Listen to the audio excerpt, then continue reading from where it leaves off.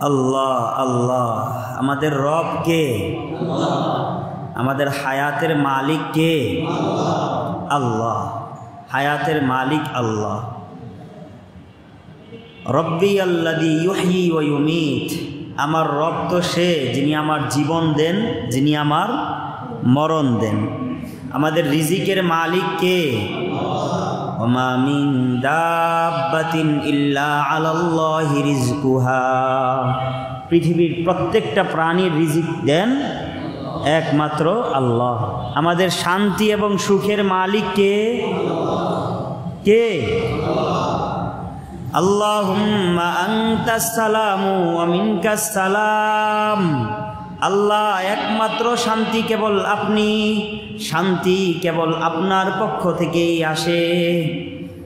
আল্লাহু আকবার। হায়াতের মালিকও আল্লাহ, রিজিকের মালিকও আল্লাহ, শান্তি দেওয়ার মালিকও আল্লাহ, সুস্থতার মালিক কে? ওয়া ইযা মারিদতু ফাহুয়া ইয়াশফিন। আমি যদি অসুস্থ হই তাহলে আমার আল্লাহ আমাকে সুস্থ করেন। সুস্থতার মালিক কে? আল্লাহ। ভাইও, সম্মান, ইজ্জত, রাজত্ব দেওয়ার মালিক কে?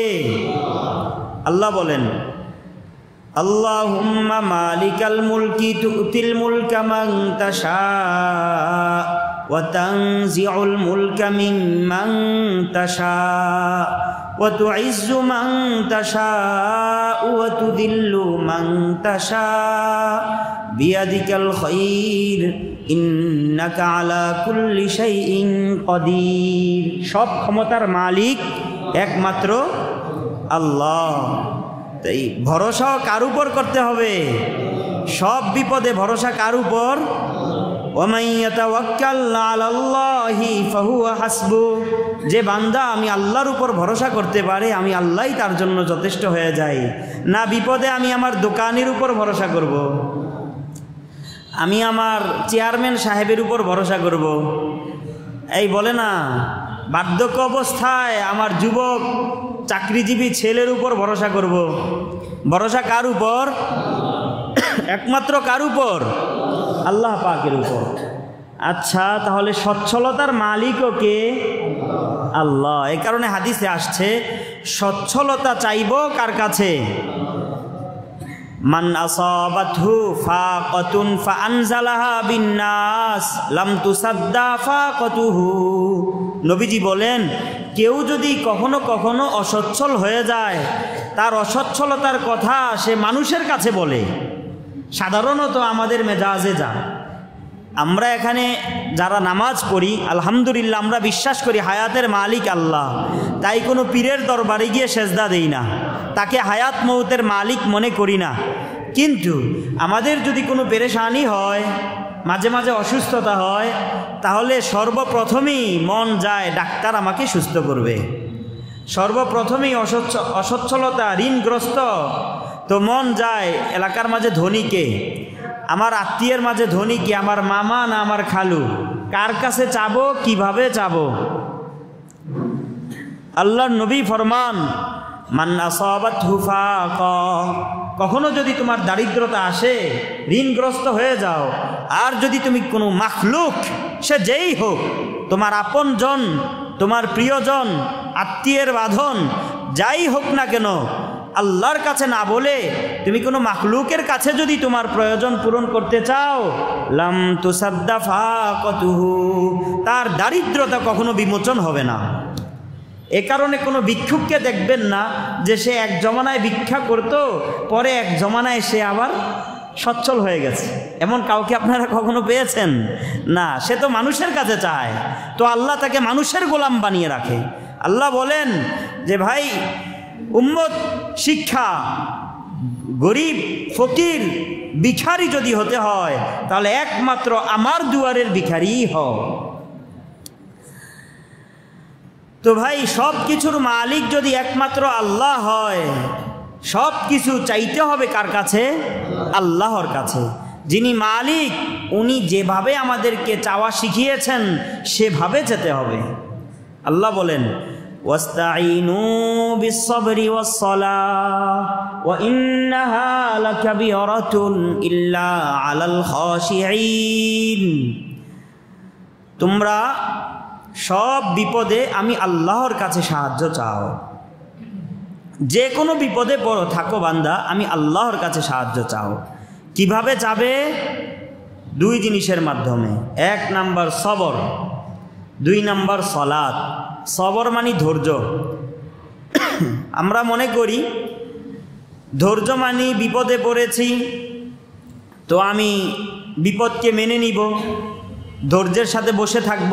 হ্যাঁ, কোনো বিপদে পড়লে অস্থির না হয়ে যাওয়া, সে অবস্থায় আল্লাহর হুকুমের উপর নিজেকে শান্ত রাখা, এটা অবশ্যই সবর।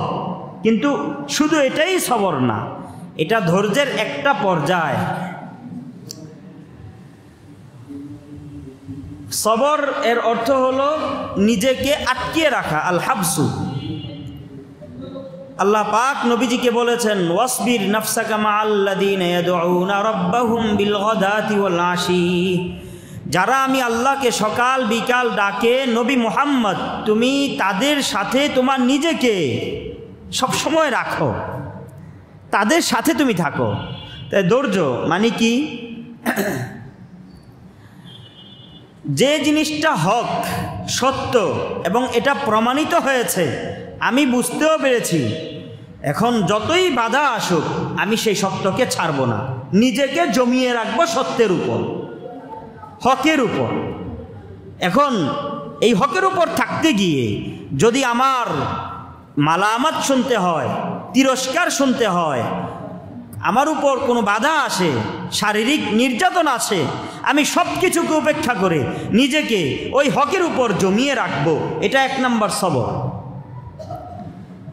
এখন কোনো নেকের কাজ করার সময় এসেছে, বাকি আমার শরীর দিচ্ছে না, আমার মন চাচ্ছে না, প্রচণ্ড শীত, এই শীতের রাতে আবার শেষ রাতে উঠে তাহাজ্জুদ করব কিভাবে? ঠান্ডা পানি যে,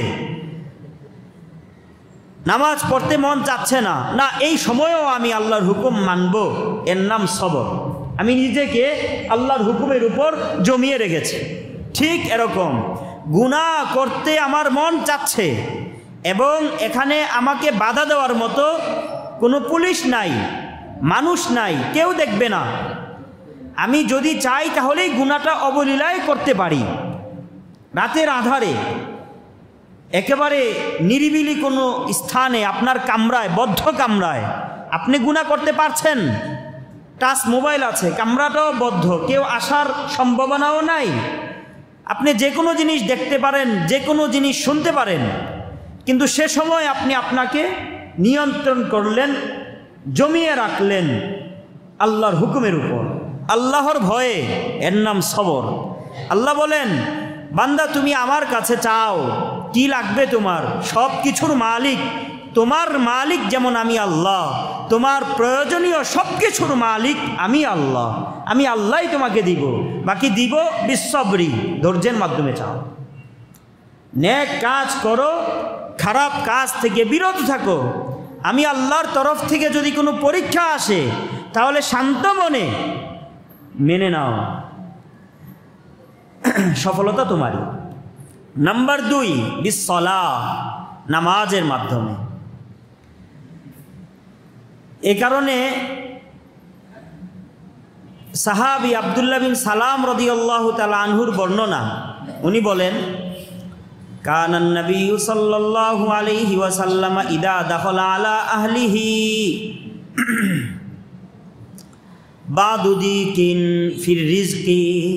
নবী পরিবারে যদি কখনো অভাব দেখা দিত, আল্লাহ নবীজি সাল্লাল্লাহু আলাইহি ওয়াসাল্লাম আমারা আহলাহু বিসসালাহ, পরিবারের সবাইকে বলতেন নামাজে দাঁড়াও, নামাজ পড়ো। আমাদের নবীজি পরিবারে যদি কখনো অসচ্ছলতা দেখা দিত, সর্বপ্রথম কিসের হুকুম করতেন? নামাজ পড়ার হুকুম করতেন। এবং নবীজি পড়তেন, আল্লাহ পাক নবীকে হুকুম করেছেন, ওয়ামুর আহলাকা বিসসালাতি ওয়াসতাবির আলাইহা, তুমি নিজেও নামাজ পড়ো, পরিবারকে নামাজি বানাও। রিজিক কে দিব? আমি আল্লাহ দিব। এবং নবীজি বলতেন, এটা শুধু আমি নবীজির আমি নবী মুহাম্মদের সিরাত বা আদর্শ না, এটা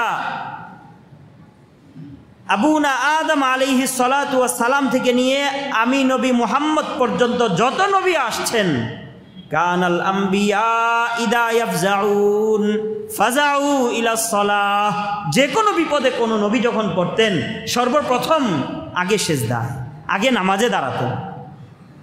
আল্লাহু আকবার। আমরাও বিপদে পড়ি, তো বিপদে পড়লে আমাদের প্রথম জেহেন যায় তো দুনিয়ার দিকে না। মুমিনের পরিচয় হলো সে যদি সুখে থাকে তখনও তার দিলে থাকে আল্লাহ, সে যদি দুঃখে থাকে তখনও তার দিলে থাকে আল্লাহ। এ কারণে নবীজি ইদা বুশরা বিআমরি সুরুরিন খররা সাজিদান রাকিআন লিল্লাহ, নবীজিকে কখনো যদি সুসংবাদ শোনানো হতো প্রথমে নবীজি নামাজে দাঁড়াতেন। এভাবে ইদা হাম্মাহু শাইউন বাদারা ইলাস সালাহ, নবীজি কোনো কাজে কখনো যদি পেরেশান হতেন তাহলে সর্বপ্রথম নামাজ আদায় করতেন। ভাইও নামাজ, নামাজ। পরিবারের শান্তি আসবে কিসের মাধ্যমে? নামাজের মাধ্যমে। নবী পরিবারে খানা নাই তো নবীজি চাকরির সন্ধানে যান নাই, প্রথম খাবারের বাহ্যিক উপকরণের ব্যবস্থায় সর্বপ্রথম করেন নাই, প্রথম নিজেও নামাজ, পরিবারকেও নামাজ। এ কারণে আর আমাদের অবস্থা কেমন? আমরা নিজেদের শান্তি, পরিবারের শান্তি, নিজেদের রিজিক, পরিবারের রিজিকের ব্যবস্থায় ফরজ নামাজ পর্যন্ত ছেড়ে দিচ্ছি। অনেক ব্যবসায়ী ভাইয়েরা নামাজ পড়ছেন না পরিবারের মুখে দুই লোকমা খাবার তুলে দেওয়ার জন্য। মাঝি ভাইদেরকে গিয়ে জিজ্ঞাসা করেন কেন নামাজ পড়ে না, কৃষক ভাইয়েরা কেন নামাজ পড়ে না? ওই কাজে আছে, দুনিয়ার রিজিকের সন্ধানে। আল্লাহর নবীজি বলেন মান ফাতাতহু সালাতুন ফাকান্নামা উতিরা আহলুহু ওয়া মালুহু, যে ব্যক্তির নামাজ জামাতের সাথে ছুটে যায় তার কেমন যেন পরিবারও সে হারালো, তার সব সম্পদ সে হারিয়ে ফেলল। দুই অর্থ। এক নাম্বার, মুমিনের জীবন তো এমন হওয়া প্রয়োজন, কখনো যদি অগত্যা কোনো নামাজ জামাতের সাথে ছুটে যায় তাহলে একজন মানুষ যদি পরিবার হারা হয়, সব সম্পদ তার ছিনিয়ে নিয়ে যাওয়া হয়, তাহলে সে যেমন পেরেশান হয়, যতটা অস্থির হয়, একজন মুমিনের এক ওয়াক্ত নামাজ যদি ছুটে যায় তাহলে তার এর থেকে বেশি অস্থির হওয়া প্রয়োজন। যদি এরকম অস্থিরতা, পেরেশানি, দুঃখ, যন্ত্রণা, ভিতরের অস্থিরতা কাজ না করে, বোঝা যাবে আমার ঈমানের মাঝে দুর্বলতা আছে। নাম্বার দুই, এই হাদিসের অর্থ হলো যারা আজ পরিবারের জন্য আমি আল্লাহকে ভুলে গেছো, নামাজ পড়ছো না, বিশ্বাস রাখো একটা সময় হবে তোমার ডান বামে তুমি কাউকে খুঁজে পাবে না, এই পরিবার তোমার থাকবে না। হ্যাঁ, যেই সকল দুনিয়াদার মানুষদের খুঁজে দেখেন পরিবারে অশান্তি, বিবি কথা মানে না, সন্তান যার জন্য জীবনটা বাবা কুরবান করলো, এই বয়স হওয়ার পর এখন যখন বাবাকে দেখবে এই সময় সে তার বাবাকে দেখছে না। অনেক বাবা মা বলেন যদি জানতাম ছোট সময় গলা টিপে হত্যা করে ফেলতাম। না, এটা তোমারই ভুল। তুমি তোমার সন্তান পরিবারকে আল্লাহ থেকে ভালোবাসা বেশি দিয়েছ, এ কারণে আল্লাহ উতিরা আহলুহু ওয়া মালুহু, তার সন্তান থেকেও নাই, তার মাল সম্পদ থেকেও নাই। শান্তি দেওয়ার মালিক কে? আল্লাহ। আল্লাহুম্মা আনতাস সালাম, তো শান্তি আসবে কার থেকে? আল্লাহর পক্ষ থেকে। আরে ভাই, ফরজ নামাজ পড়ছি না দুনিয়ার জন্য, হাবিবে মুস্তাফা সাল্লাল্লাহু আলাইহি ওয়াসাল্লাম ফরজ না, আপন সাহাবীদেরকে দেখেন কিভাবে উদ্বুদ্ধ করছেন নফলের উপর। খায়বারের যুদ্ধ, মুসলমানরা জয় হলো এবং অনেক সম্পদ খায়বারের যুদ্ধে গনিমত হয়েছে, বিশাল সম্পদ। এখন এক একজনের ভাগে অনেক সম্পদ এসেছে, বাকি দেখা যায় আমাদের আগের সময়, এখন তো টাকা দিয়ে বেচা কিনা হয়, আগে এমন ছিল তো দেখতাম মুরব্বীরা যাদের দুধ আছে, গরু আছে, তো সে দুধ নিয়ে বাজারে যেত, তারপর দুধ বিক্রি করে ডাটা, লাউ, পেঁপে তরকারি নিয়ে আসতো। আবার আরেকজনের ডাটা পেঁপে আছে, তরকারি আছে, দুধ নাই, তো সে তার ডাটা বিক্রি করে দুধ কিনে নিয়ে আসতো। অর্থাৎ কেউ টাকা নিয়ে বাজারে যেত না, যার যা আছে সে সেটা নিয়ে যেত, অদল বদল করে পরিবর্তন করে যার যেটা প্রয়োজন সেটা নিত। এই সময়টা আপনারা পেয়েছেন না? খয়বারের যুদ্ধে যখন মুসলমানরা গনিমতের মাল ভাগ হলো, এখন এক একজনের ভাগে পড়েছে ধরেন বিশাল উট, তার উট বাড়িতেও আছে, উটের প্রয়োজন নেই, তার প্রয়োজন এখন কি? ছাগল। সে কি করলো? উট দিয়ে ছাগল কিনলো। আবার কারো ভাগে পড়েছে বর্ম, কিন্তু তার প্রয়োজন তলোয়ার, সে বর্ম দিয়ে তলোয়ার নিচ্ছে। এই বেচা কিনা করছে মুসলমানরা। জয়ের পর একজন সাহাবী নবীজির কাছে এসে খুব হাস্যরসক নবীজিকে এসে বলেন, লাকাদ রাবিহতুল ইয়াউমা রিবহান মা রাবিহা মিথলাহু ফি হাদাল ওয়াদি। আজ আমি এমন লাভ করেছি ইয়া রাসূলুল্লাহ, ব্যবসা করে এমন লাভবান হয়েছি, এই উপত্যকায় আমার মতো কেউ লাভবান হতে পারে নাই। আল্লাহ নবীজি বলেন, ওই হাক ওমা রাবিহাতা, আরে চুপ কর, তোর লাভ কি করছো বলো।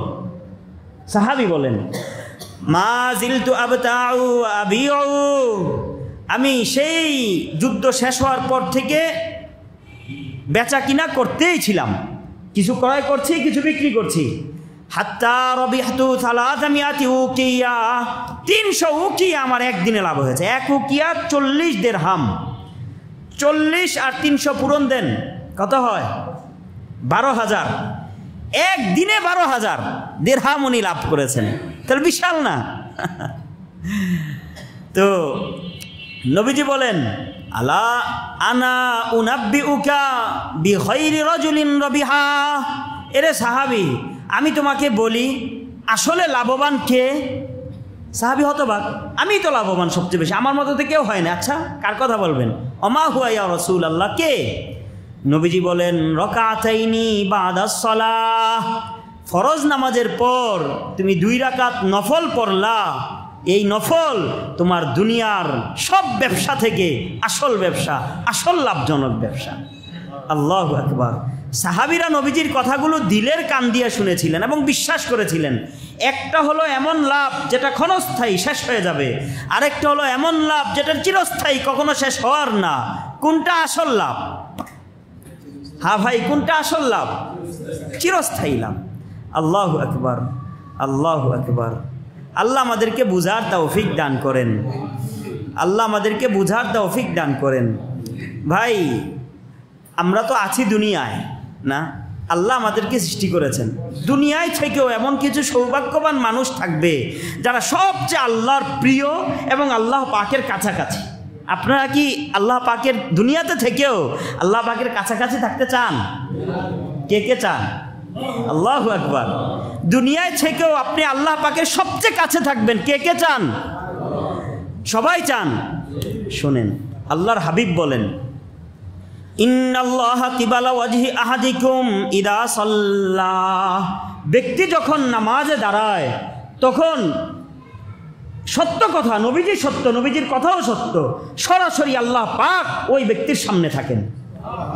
মুসল্লি যখন নামাজ পড়ে তাহলে সে নামাজ পড়ছে দুনিয়ায় দেখতে, বাকি তার সামনে এখন কে? ইন্নাল্লাহা কিবালা ওয়াজহি আহাদিকুম ইদা সাল্লা, তুমি যখন নামাজ পড়ো বান্দা বিশ্বাস করো তোমার সামনেই আছেন আল্লাহ। আরেক হাদিসে আল্লাহর রাসূল বলেন, আকরাবু মা ইয়াকুনুল আবদু মির রাব্বিহি ওয়া হুয়া সাজিদুন, বান্দা দুনিয়ায় থেকেও আল্লাহ পাকের সবচেয়ে নিকটবর্তী হয়। ওয়া হুয়া সাজিদুন, বান্দা যখন সেজদায় লুটিয়ে থাকে। আকরাবু মা ইয়াকুনুল আবদু মির রাব্বিহি, রবের সবচেয়ে কাছাকাছি হয়, অর্থাৎ রবের কাছাকাছি কোনো ফেরেশতাও যেতে পারে না। যদি ফেরেশতা জিবরিল আমিন যদি রবের সবচেয়ে কাছে থাকতো তাহলে আকরাব বলা হতো না। সবচেয়ে কাছে থাকে আল্লাহ পাকের বান্দা, যে নাকি দুনিয়ায় থেকেও রবের জন্য সেজদায় মাথাটা নুয়ে দেয়। মা ইয়াকুনুল আবদু মিন হালাতিন, বান্দা যে কোনো অবস্থায় থাকুক না কেন, আহাব্বু ইলাল্লাহ মিন আইয়ারাহু সাজিদান, আল্লাহ পাকের কাছে বান্দার ওই অবস্থাটাই সবচেয়ে প্রিয় যখন বান্দা সেজদায় থাকে। কেন? ইয়াফুরু ওয়াজহাহু বিতুরাব, আল্লাহকে পাওয়ার জন্য বান্দা তার চেহারাটাকে মাটির সাথে মিশিয়ে দেয়, ধুলিধূসর হয়ে যায় তার চেহারা। আল্লাহ বলেন আমার কাছে আমার বান্দার আমাকে পাওয়ার জন্য এই সাধনা অনেক প্রিয়। আল্লাহু আকবার। এই কারণে আমাদের নবীজি বলতেন জয়লাত কুররাতু আইনি ফিস সালাহ, আমার চোখের শীতলতা রাখা হয়েছে নামাজে।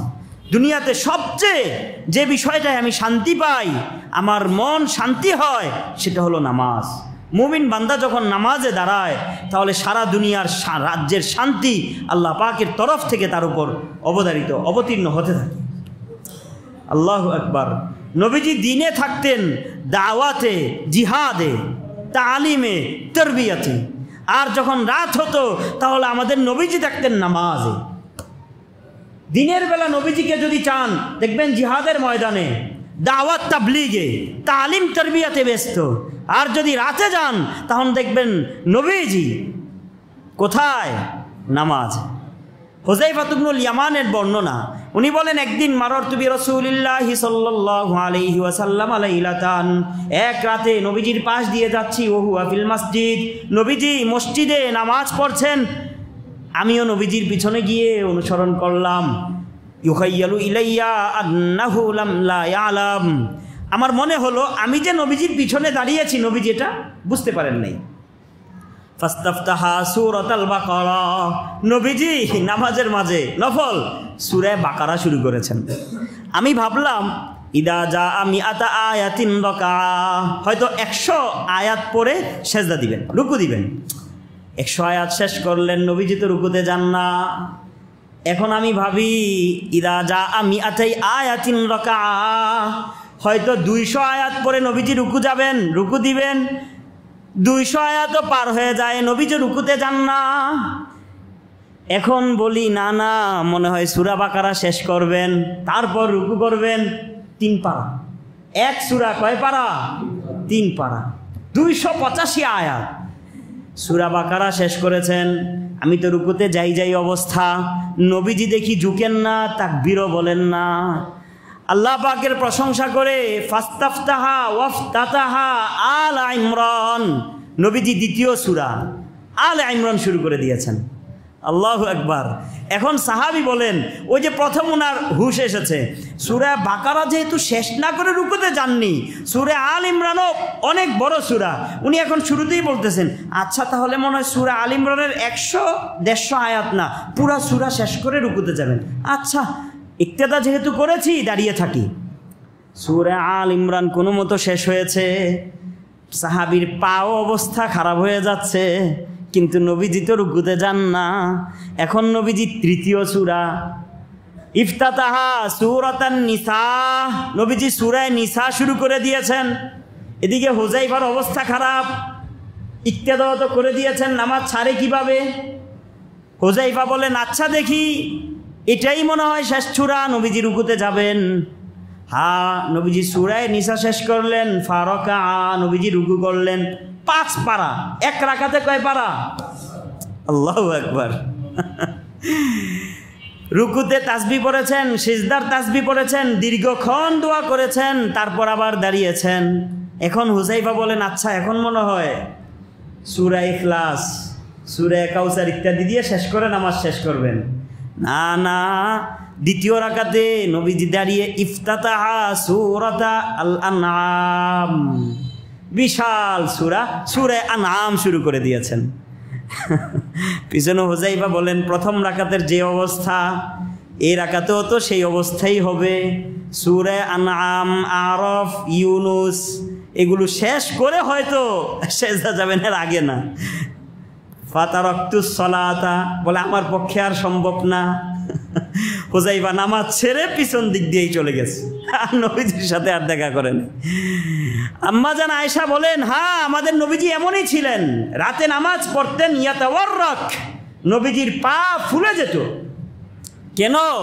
কারণ নামাজে যে এক স্বাদ, নামাজে যে মজা, এই মজা পেয়েছেন নবীজি। আল্লাহু আকবার। আল্লাহ আমাদেরকে এই মজা স্বাদ দান করেন। ভাইও সময় থাকতে বুঝি, দেখেন পেটের জন্য খাইলাম, ভবিষ্যতের জন্য বানাইলাম, বিনোদনের জন্য কত ঘুরলাম, কিন্তু আমার রব, আমার খালিক মালিককে চিনলাম না, রবের জন্য নামাজ পড়লাম না। একদিন আফসোস করতে হবে, আফসোস। যুবক ভাই আপনাদেরও আফসোস করতে হবে। নবীজির জমানায় দুইজন সাহাবী একসাথে মুসলমান হয়েছেন, একজন শহীদ হয়েছেন, 1 বছর পর আরেকজন সাধারণ অবস্থায় ইন্তেকাল করেছেন। নবীজির আরেক সাহাবী তলহা বিন উবাইদুল্লাহ রাদিয়াল্লাহু আনহু, উনি বলেন ফারাআইতু ফিল মানাম বাইনা আনা ইনদা বাবিল জান্নাহ ইদা আনা বিহিমা, স্বপ্নে দেখলাম আমি জান্নাতের ফটকে দাঁড়ানো। তলহা বলেন আমি স্বপ্নে দেখলাম জান্নাতের দুয়ারে। এ সময় দেখি কি আমার দুই পাশে ওই যে দুই আগন্তুক একসাথে মুসলমান হয়েছেন, দুই বন্ধু, তারা দুজন আছেন। এখন আমরা 3 জন, জান্নাতের ফটক লাগানো। এ সময় হঠাৎ ফাইদা খরজা খারিজুম মিনাল জান্নাহ, একজন ফটক খুলে জান্নাত থেকে বের হলেন। ফাদিনা লি আহাদিহিমা, আমার সাথে 2 জনের একজনকে বললেন তুমি যাও, তোমার অনুমতি হয়েছে, জান্নাতে যাও, প্রবেশ করো। দেখি কি উনি কে? ফাইদা হুমা আল আখিরু মিনহুমা, যে নাকি সবার শেষ সাধারণ অবস্থায় ইন্তেকাল করেছেন ওই ব্যক্তি। দীর্ঘ সময় পর ওই ব্যক্তি আবার জান্নাতের দরজা খুলে বের হলেন। তারপর দ্বিতীয়জন, অর্থাৎ যিনি প্রথমে শহীদ হয়েছেন, তাকে অনুমতি দিলেন, সেও জান্নাতে গেল। আমি একা এখন দাঁড়িয়ে আছি।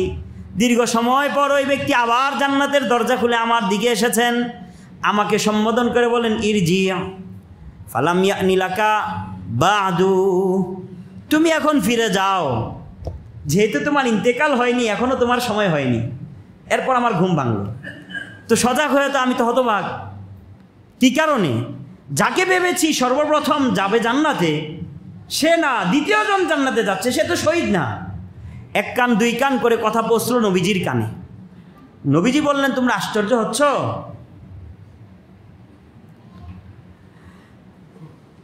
আলাইসা কদ মাকাতা বাদাহু সানাতান, তার সাথী কি শহীদ হওয়া ব্যক্তির পর আরো 1 বছর জীবিত ছিলেন না? সবাই বললেন হ্যাঁ। কদ আদরাকা রমাদান ফাসামা ওয়া সাল্লা কাদা ওয়া কাদা মিন সাজদাতিন ফিস সানাতি, সে তো তারপরে 1 রমাজান পেয়েছে, রমাজানের পূর্ণ রোজা রেখেছে, 1 বছর পেয়েছে, 1 বছরে সে এত এত নামাজ পড়েছে, প্রতিদিন 17 ওয়াক্ত ফরজ নামাজ, 3 ওয়াক্ত বেতের 20 হলো, আরো 12 ওয়াক্ত সুন্নাতে মুআক্কাদা, কত হলো? 32। 32 তো প্রত্যেকটা মুসলমান পড়ে, এছাড়াও নওয়াফিল। আল্লাহর নবীজি বলেন ইন্না বাইনাহুমা কামা বাইনাস সামাই ওয়াল আরদি, বরং আবাদু মিনাস সামাই ওয়াল আরদি, বলে 2 এর মাঝে জান্নাতের ব্যবধান হলো আসমান জমিন থেকেও বেশি ব্যবধান। এই কারণে বলি ভাই, সময় থাকতে বুঝেন, সময় যখন শেষ হয়ে যাবে তখন আফসোস ছাড়া উপায় থাকবে না। আল্লাহ আমাদেরকে বেশি বেশি নামাজের তৌফিক দান করেন। ভাই, দুনিয়ার 1 শতক জায়গা কিনলেও তো আমরা গ্যারান্টি চাই, তাই না? কিনেওয়ালা বলে যে ক্রেতা, সে বলে আমি যে আপনার থেকে কিনেছি এর প্রমাণ কি? উকিলের কাছে যায়, আমি বায়না দিয়েছি, এর একটা কি বলে রেজিস্ট্রি। হ্যাঁ, আবার ওই যে বিক্রি করে সেও বলে আচ্ছা কিছু বায়না দিয়ে যান, আপনি যে নেবেন এর গ্যারান্টি কি? ভাইও, 1 কাঠা জায়গার জন্য গ্যারান্টি চাই। আমরা তো দুনিয়ার জন্য না, তাই না? সবাই আমার কথা শুনতেছেন? আপনারা কথা বলেন না, এভাবে চুপচাপ থাকলে। আমার কথা শুনতেছেন, বুঝতেছেন? আচ্ছা, আমরা তো দুনিয়ার জন্য আমাদেরকে আল্লাহ বানায় নাই, আমরা তো দুনিয়াতে থাকবো না, এটা নিশ্চিত তো। আমরা পরকালে যাব না। আচ্ছা, আমরা জাহান্নামে থাকতে পারবো? 1 মিনিট থাকতে পারবো আমরা কেউ? আমাদের কি প্রয়োজন? জান্নাত প্রয়োজন। অনন্ত অসীম জীবনের জন্য আমার জান্নাত প্রয়োজন। আমি সেই জান্নাত, আমার গ্যারান্টি কি? আমি যে জান্নাত পাবো, আমার এর গ্যারান্টি কি? এর জন্য আমার কোনো ফিকিরই নাই। দুনিয়াতে থাকতেছি, আমার ঘর আছে, ভিটা বাড়ি আছে, বাকি আমার ছেলে বিবাহ দিলে তাকে একটা ঘর দিতে হবে, তার জন্য আলাদা জায়গার ব্যবস্থা করতে হবে। ওই জায়গার জন্য 1 শতক জায়গা কিনে আমি গ্যারান্টি চাই। আর আমার জন্য, সবার জন্য, অসীম জীবনের জন্য যে জান্নাত প্রয়োজন, সে জান্নাতের বুঝি কোনো গ্যারান্টির প্রয়োজন নাই? কি বলেন, আছে না নাই? আল্লাহ বলেন কিছু কিছু বান্দার জন্য আমি আমার জান্নাতকে দুনিয়াতে থাকতেই গ্যারান্টি দিয়ে দেই। আল্লাহু আকবার। আল্লাহ নবীজিকে আল্লাহ সম্বোধন করে বলেন, ইন্নী ইফতারাস্তু আলা উম্মাতিকা খামসা সালাওয়াত, 5 ওয়াক্ত নামাজ আমি তোমার উম্মতের উপর ফরজ করেছি। এ নবী মুহাম্মদ শুনে রাখো, জানিয়ে দিও, ইন্নী আহিদতু আহদান, আমি গ্যারান্টিও লিখে রেখেছি। আল্লাহু আকবার। আমি ওয়াদাও করে দিয়েছি, মান হাফাজ আলাইহিন্না ওয়া সাল্লাহুন্না বিওয়াক্তিহিন্না আদখালতুহুন্নাল জান্নাহ, আদখালতুহুল জান্নাহ, যে এই 5 ওয়াক্ত নামাজ জামাতের সাথে সময় মতো পড়বে, আমি অবশ্যই তাকে জান্নাত দিবই দিব। আমার পক্ষ থেকে রেজিস্ট্রি হয়ে গেছে। আল্লাহু আকবার। 5 ওয়াক্ত নামাজ পড়বো তো ভাই, কম করব না 5 ওয়াক্তই পড়বো? আল্লাহ তৌফিক দান করেন। এখন একা একা পড়বো না জামাতের সাথে পড়বো? একা একা না জামাতের সাথে? অবশ্যই জামাতের সাথে পড়তে হবে। আচ্ছা, আমরা সবাই এটা চাই না যে আমাদের মৃত্যুটা ঈমানের উপর হোক? দেখলেই তো হুজুর আমার জন্য দোয়া করবেন, শেষ সময়টা যেন ঈমানের উপর কাটে, আমি যেন ইসলাম মুমিন মুসলমান হয়ে আল্লাহর কাছে যেতে পারি। এই দোয়াটা আমরা সবাই বলি না? শেষ নিঃশ্বাসটা যেন ঈমানের উপর হয়, এই কামনা কে কে করি আমরা? আল্লাহু আকবার। আল্লাহ সবাইকে কবুল করেন। আল্লাহু আকবার। আমি কি বলবো আর কি রাখবো? নবীজির সাহাবী এটাও বলে গেছেন আমাদেরকে, আরে তোমরা যারা ঈমানের উপর ওয়াফাত চাও, এটা চাও যে তুমি মুমিন মুসলিম হয়ে আল্লাহর সামনে দাঁড়াবে, তাহলে শোনো, নবীজির সাহাবী আব্দুল্লাহ ইবনে মাসউদ রাদিয়াল্লাহু তাআলা আনহু বলেন, মান সাররাহু আইয়ালকা রাব্বাহু গাদান মুসলিমা ফালিউহাফিজ আলা হাদিহিস সালাওয়াতি হাইতু ইউনাদা বিহিন্না। তোমাদের মাঝে যে এই কামনা করো আগামীকাল রবের সামনে যখন দাঁড়াবে, পূর্ণ ঈমান ইসলামের উপর দাঁড়াবে, রবের সামনে তুমি মুসলিম হয়ে দাঁড়াবে, এই কামনা যার আছে সে যেন ফালিউহাফিজ আলা হাদিহিস সালাওয়াত, ফজর জোহর আসর মাগরিব ইশা, 5 ওয়াক্ত নামাজ যেন সে হাইসু ইউনাদা বিহিন্না, মুয়াজ্জিন যেখান থেকে আজান দেয় সেখানে এসে জামাতের সাথে আদায় করে। আল্লাহু আকবার। এখন আমি ফজর জোহর আসর মাগরিব পড়লাম, ঈশা পড়লাম না হবে? ঈশাও পড়লাম, ফজরটা পড়লাম না হবে? ফজর যদি বাসায় পড়ি তাহলে হবে না ভাই। আব্দুল্লাহ ইবনে মাসউদ বলেন, আমরা আমাদের সময়, সাহাবীদের সময় নবীজির শিক্ষায় তারা শিক্ষিত ছিলেন, নবীজির দীক্ষায় তারা দীক্ষিত ছিলেন।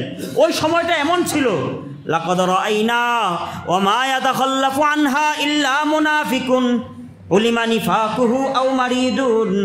জামাত থেকে মুসলমান কিন্তু জামাতের সাথে নামাজ পড়ে না, এমন শ্রেণী আমাদের সময় মাত্র 2 শ্রেণীর মানুষ ছিল। এক শ্রেণী হলো তারা আসলেই অসুস্থ, এত অসুস্থ যে মসজিদে আসতে পারে না। নাম্বার 2 মুনাফিক, এবং তার নেফাকি, সে যে মুনাফিক এটা সবাই জানতো। আল্লাহ আমাদেরকে হেফাজত করেন। কেউ কি চাই যে আমার ছেলেটা মুনাফিক হোক? কেউ কি চায় আমার বাবা মুনাফিক হোক? ভাই, কেউ চায় আমার ভাই মুনাফিক হয়ে থাকুক? এখানে আমরা যারা আছি, যারা নামাজ পড়ছে না, তারা হয় আমার ছেলে, হয় আমার বাবা, হয় আমার ভাই, হয় আমার বন্ধু। কিভাবে আমি নামাজ পড়ছি তাদের দিকে কোনো পরোয়াই করছি না। আল্লাহ আমাদেরকে বুঝার তৌফিক দান করেন। আল্লাহ আমাদেরকে বুঝার তৌফিক দান করেন। আরে ভাই, অসুস্থ হওয়ার পরেও সাহাবীদের অবস্থা ছিল, ইনকানার রাজুল লা ইয়ামশি বাইনার রাজুলাইন হাত্তা ইয়াতিয়াস সালাহ। আমাদের সময় তো এমন ছিল যে ব্যক্তি অসুস্থ, একা একা হাঁটতে পারে না, লাঠি নিয়েও হাঁটতে পারে না, 2 জনের উপর ভর করে তারপর নামাজে আসতো। জামাতের সাথে নামাজ পড়া তারা কতটুকু গুরুত্ব দিয়েছিলেন। আমাদের নবীজিও তো মাথায় পট্টি বেঁধে নামাজে এসেছেন।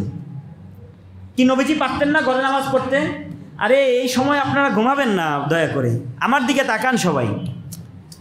কিছু সময়ের জন্য তো আমি এখন আপনাদের ওস্তাদ সমতুল্য, কথা শুনতে হবে। হ্যাঁ, নাকি বেত নিতে হবে? সাধারণভাবে আমরা সবাই তাকাই, মনোযোগ দিই অল্প সময়। নবীজি পারতেন তো ঘরে নামাজ পড়তে, পট্টি দিয়ে মসজিদে এসেছেন, এতটা অসুস্থ দাঁড়াবেন, নবীজি দাঁড়াতে পারছেন না, বসে বসে নামাজ পড়েছেন। জীবনের শেষ নামাজটা নবীজি মসজিদে পড়েছেন কি অবস্থায়? দাঁড়িয়ে দাঁড়িয়ে না বসে বসে? এতটা অজুরি হালাতেও নবীজি জামাতের সাথে নামাজে এসেছেন। এখন আমরা মাসআলা খুঁজি, আরে ঘরে পড়লেও হয়ে যাবে, জামাতের সাথে নামাজ পড়া সুন্নাহ। আহা, মাসালা এক জিনিস, ঈমান মোহাব্বত এটা ভিন্ন জিনিস। আপনার বিবি যদি আপনার সাথে মাসালা দেয় তাহলে তো বলবে যে আরে আমার শাশুড়িকে খেদমত করা আমার উপর আবশ্যক না, এটা মাসালা। কিন্তু ভালোবাসা মোহাব্বত এটা না। ভালোবাসা মোহাব্বত হলো স্বামীর মা কেন, স্বামীর সাথে সম্পৃক্ত যদি কোনো জড়বস্তু, স্বামীর জুতাটাও সে বুকের সাথে জড়িয়ে রাখবে, এটা হলো ভালোবাসা। একটা হলো মাসআলা আর একটা হলো ঈমান মোহাব্বত ভালোবাসা। আমাদের নবীজি দয়ার নবী ছিলেন, মায়ার নবী ছিলেন, কিন্তু এই নবীজি দেখেন জামাত তরকির উপর নবীজি এত রাগ করতেন। নবীজি বলতেন লাকাদ হামামতু আন আমুরা ফিতিয়াতি ফায়াজমাউলি হুতাবান মিন হুজাম হাত্তা আতিয়া কওমান ইউসাল্লুনা ফি বুয়ুতিহিম ওয়া লাম ইয়াকুন বিহি ইল্লাহ ফাউহাররিকুহা আলাইহিম। আমার তো মন চায় সুস্থ, অসুস্থতা নাই, তবুও ঘরে বসে নামাজ পড়ে। আমার মন চায় যে কয়েক ভাইকে আদেশ করি তারা জঙ্গল থেকে লাকড়ি নিয়ে আসুক, আমি এই লাকড়ি নিয়ে ওদের ঘরে ঘরে গিয়ে তাদের ঘর সহ তাদেরকে জ্বালিয়ে ভস্ম করে দিই। কি পরিমাণ রাগ করেছেন আমাদের নবীজি। আরে ভাই, দুনিয়ার সাধারণ সাধারণ বিষয়ের ক্ষেত্রে আমরা দল চাই, সংগঠন চাই, 4 জন 5 জন বলে আমাদের একটা দল লাগবে।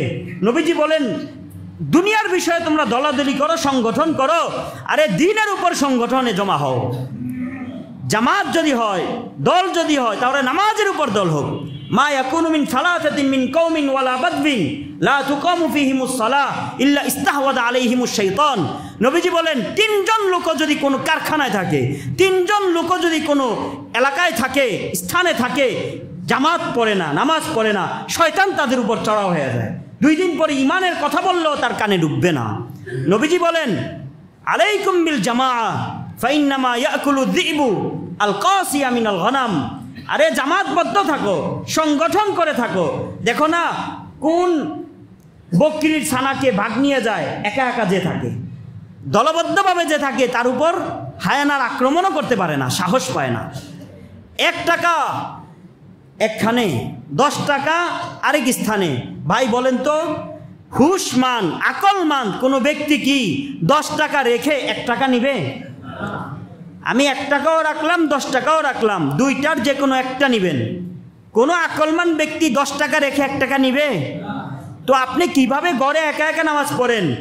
আল্লাহর উপর যদি বিশ্বাস থাকে, নবীজির কথার উপর যদি বিশ্বাস থাকে, আমাদের নবীজি তো বলেছেন সালাতুল জামাআতি আফদালু মিন সালাতিল ফাদ্দি বি27 দারাজা ওয়া ফি রিওয়ায়াতিন বি25 দারাজা।